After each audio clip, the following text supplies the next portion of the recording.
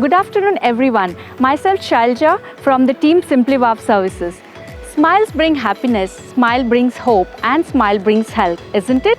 We all wish to see a smiling face, but we also love to acknowledge it with our smile. But to build a precious smile, it takes huge efforts from the doctors and the dentist who ensure that our smile stay precious as always. The dental treatment contribute immensely towards your beautiful smile, and today we at the Simpliwow clinic brings best of the best doctors from the aesthetics and the cosmetics under one roof. Dr. Aniruddha, who is from the Toothpicks Dental Healthcare located at Jayanagar, Bangalore. He has a mission to see that the beautiful smile not only propagates to the rich class but also to the backward class with affordable and the quality treatment. Now let us hear from Dr. Aniruddha how to maintain your gum and teeth and also maintain a healthy oral hygiene. So Dr. Aniruddha, can you please enlighten about some of the best practices for a healthy gum and tooth?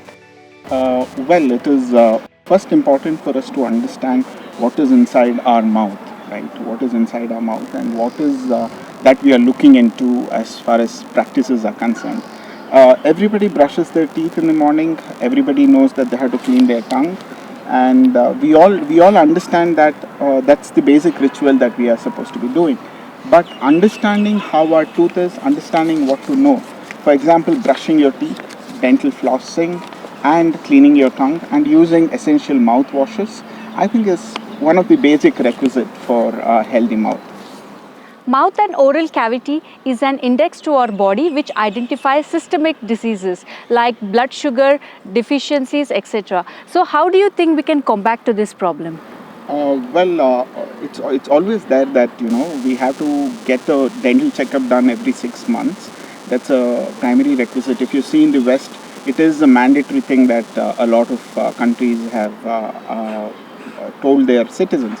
But understanding what these diseases are, first of all, like most of them don't realize that diabetes or hypertension can be reflected in oral cavity, like the side effects of the drugs can be reflected in the oral cavity. Or if you have blood sugar, maybe your gums may have a lot of problem. So these kind of diseases are definitely a threat because they are causing a public health issue as well, I mean systemically. At the same time, if the patients are aware that they can identify certain things, if there is an abnormality inside the mouth, if there is an abnormality in the gums, or if something is not normal inside the mouth, it's always important to not self-medicate themselves, rather go to a dentist, have a check done. And this is going to give a better understanding about the disease, and this is also going to help us in combating these kind of problems, which will turn into a chronic problem eventually. That was really nice. So prevention is better than cure is a very old saying. Now for a complete dental care, how do you think how many regular visits or how many times of checkups needs to be done? Like I mentioned earlier, every 6 months is an ideal time for a dental visit. It is very important that you get your dental checkup done every 6 months, because first thing is a dentist will identify if there is a problem, if there is a gum problem or a tooth problem, if there is anything. Like for example, one of the biggest killers in cancer is oral cancer, right? So an early detection of oral cancer, or maybe an early detection of a very simple dental decay, can be identified if the patient visits every 6 months. It's a primary requisite. And also, when we say prevention is better than cure, although it's a very old saying, it's so relevant for the existing present day scenario, because when we actually look at any kind of diseases, it's always cheaper, it is always cost effective to prevent it at a very basic level rather than taking it to a larger scale of treatment level.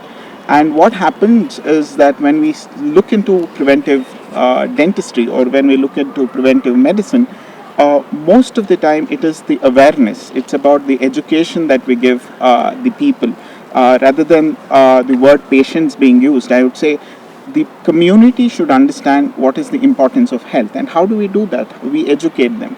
When we educate them about health, when we educate them about diseases, about why health is so important, I think this will add into a lot of value to what we call prevention, and this is how probably the prevention can take place in any society or any community or in any state or country for that matter.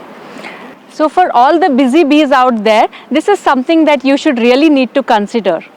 So now coming to this topic of preventive dentistry. So what is this preventive dentistry and what is the importance of oral hygiene? Preventive dentistry is basically about understanding that the disease should be prevented from being caused itself. There are different levels of preventive dentistry, level 1, level 2, level 3, which deals with a lot of different kind of prevention programs that's happening. Basic stuff like school programs that we have, or probably understanding why dental decay is caused, understanding diet. These are all part of preventive dentistry. All right. So now when we try to understand why this is important for oral hygiene is because although we know that a lot of them are brushing their teeth, in fact, if you actually look at the internet or you look at the statistics, more people have mobile phones than they have toothbrushes, because we tend to forget our toothbrush while we are traveling, but we will never forget our cell phones. So this is something which is actually appalling, because when we look at how people consider oral health, that's always not given a priority unless and until you have blood, you have pain, or you have a major discomfort that is disturbing your routine work. So now we only rush to the doctors only when it is in the case of emergency. So let's not do that and always take preventive care even before it's more urgent. Dr. Aniruddha, can you tell us how can we educate the oral health to especially the rural areas where the modern technologies and the facilities are not available? First of all, let's get into some aspects of statistics here. All right. So if you look at the public health centers, roughly around 13 to 17% of our public health centers, that's our PHCs, are working in our country. So that means we have a large percentage of that which is not functioning really.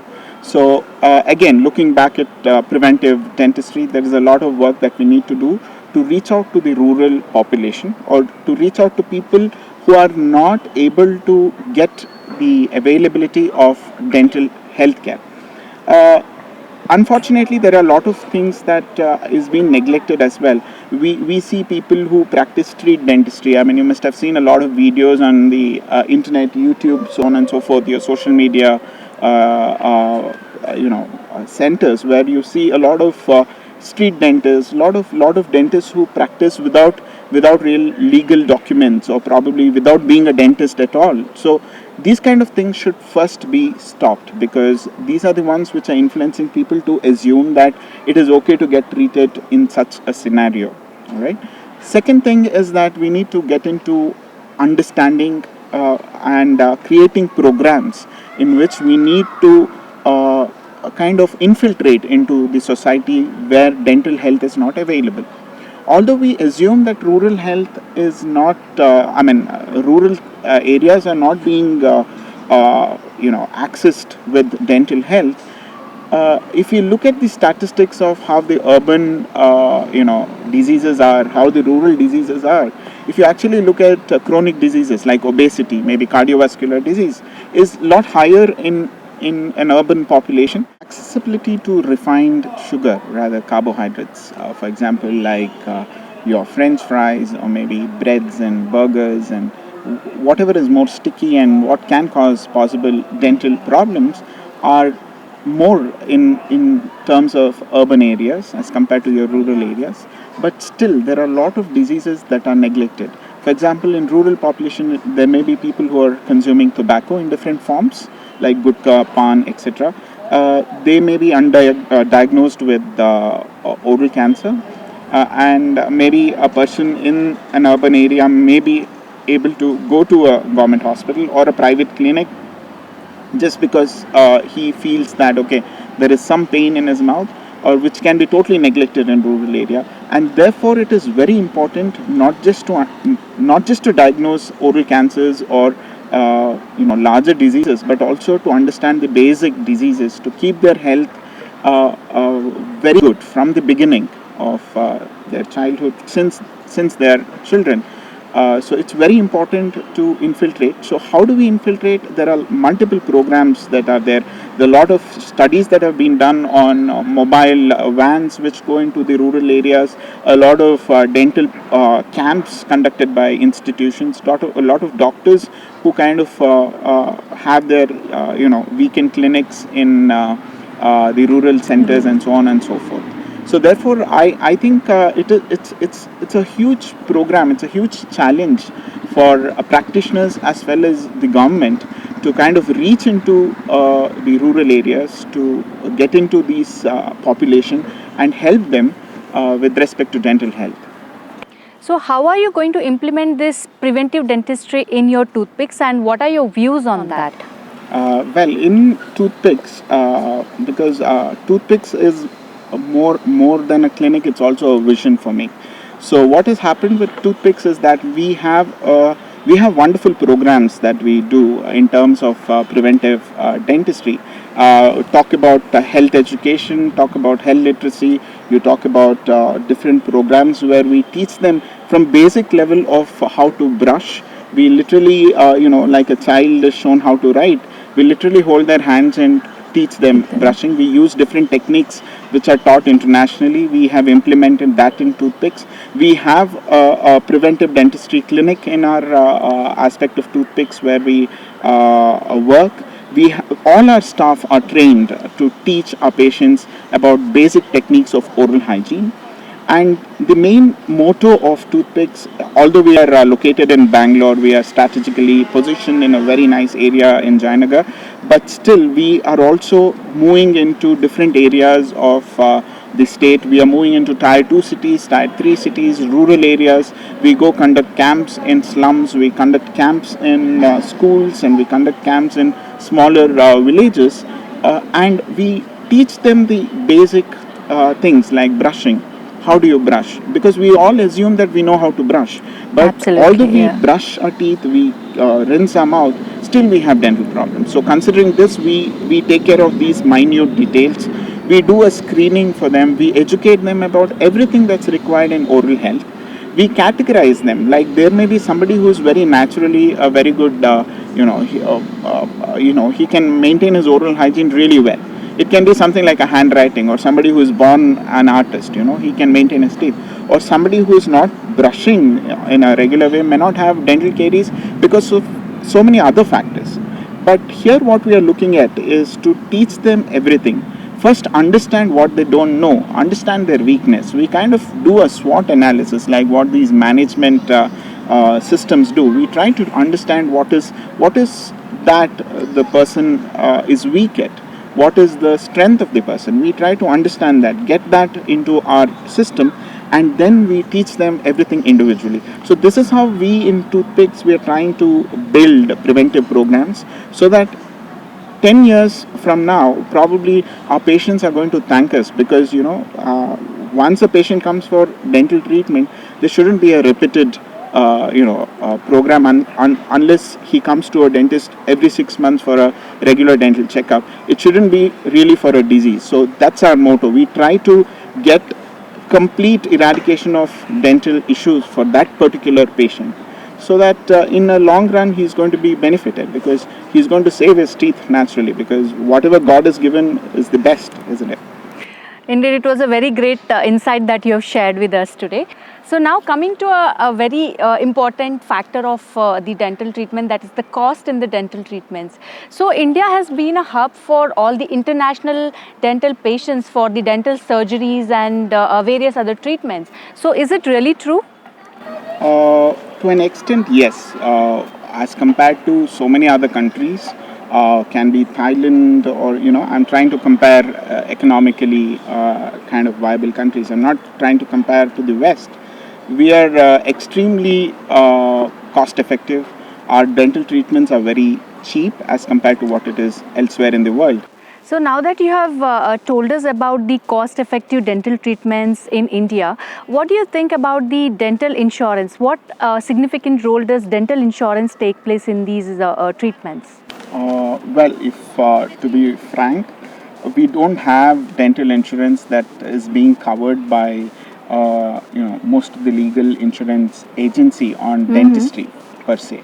If you also look at health insurance which you take, it only covers a very minimum amount of money, which is actually not given in the first shot. It's actually probably after 3 years of renewal and things like that.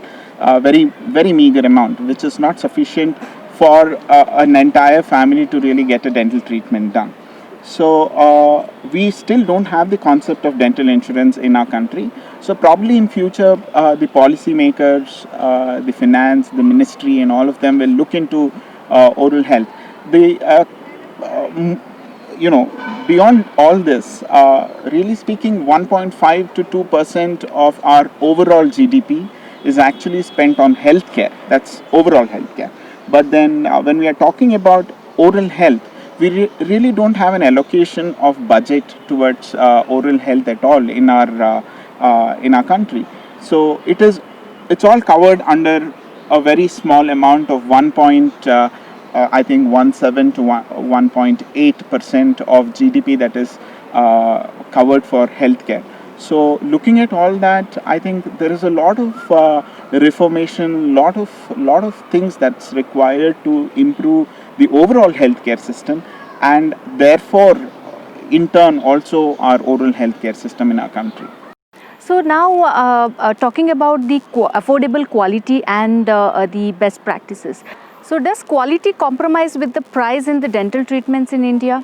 Or does the affordable dental treatments and the cost of the dental treatments go hand in hand? That's very controversial, of course, but I think it is the skill of the practitioner.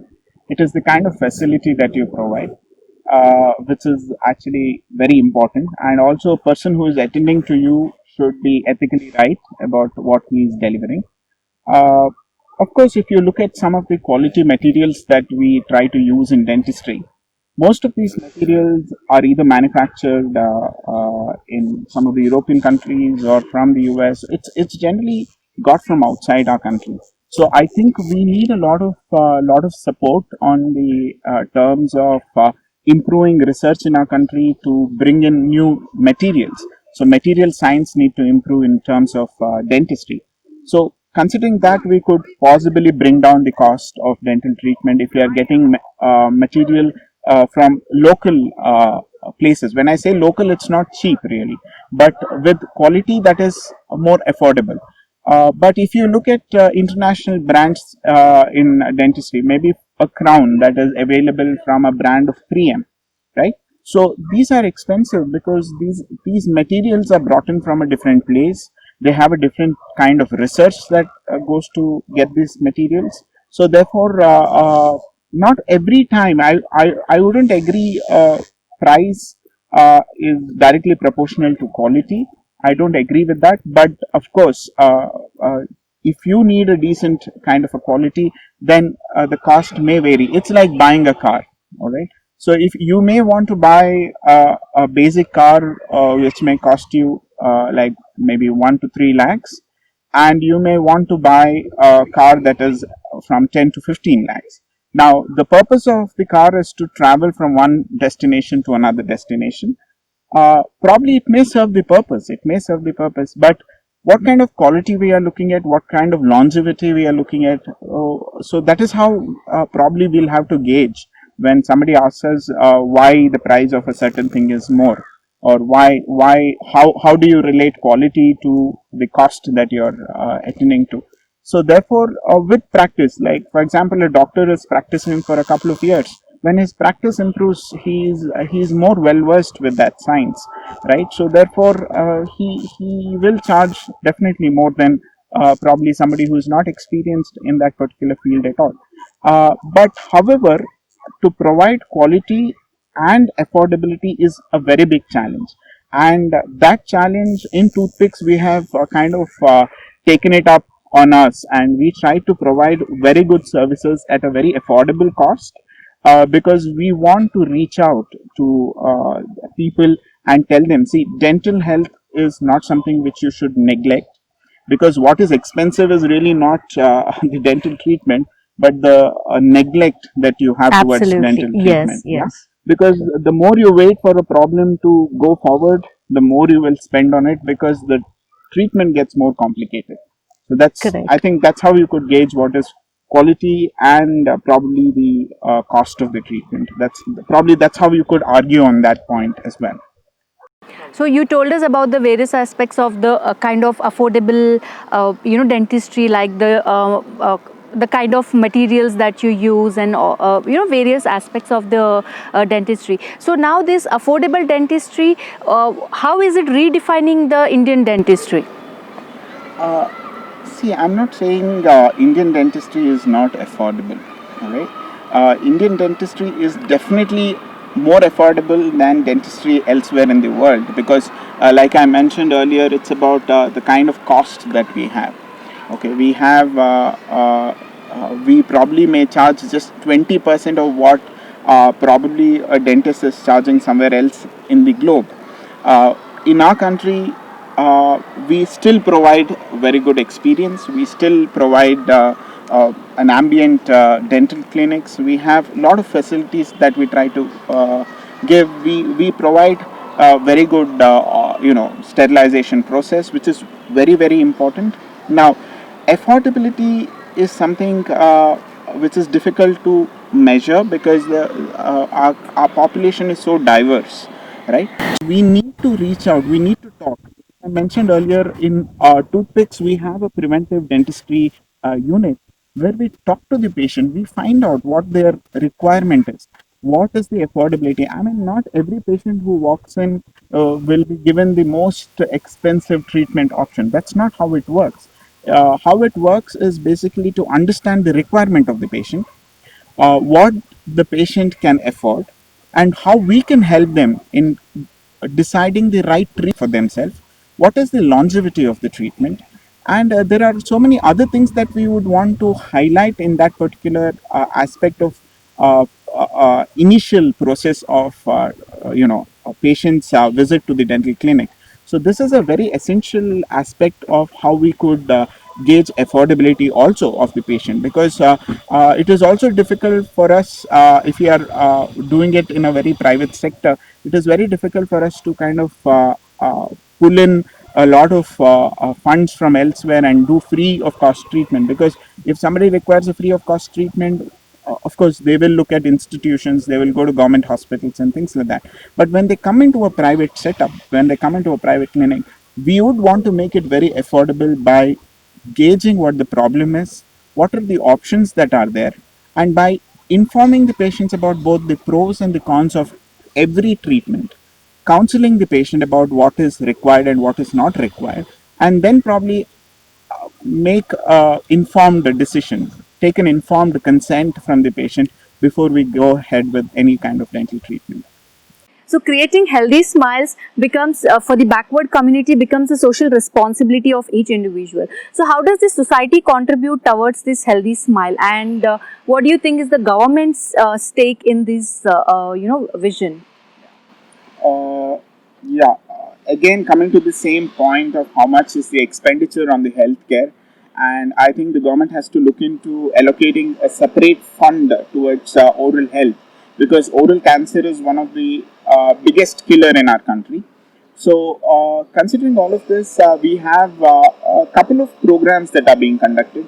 A lot of social organizations kind of organize school camps, dental camps. They go to rural centers and conduct camps. Even we in Toothpicks, we have camps that we conduct in different areas in in and around our clinic areas. We infiltrate into rural centers. We go to different schools in rural area. We conduct education programs. We talk to them about healthy food, healthy diet, healthy mouth, and so on and so forth, because we believe that mouth is an index to your overall health. So it's very important to have a healthy mouth. And we have conducted a lot of camps in the slums in urban centers.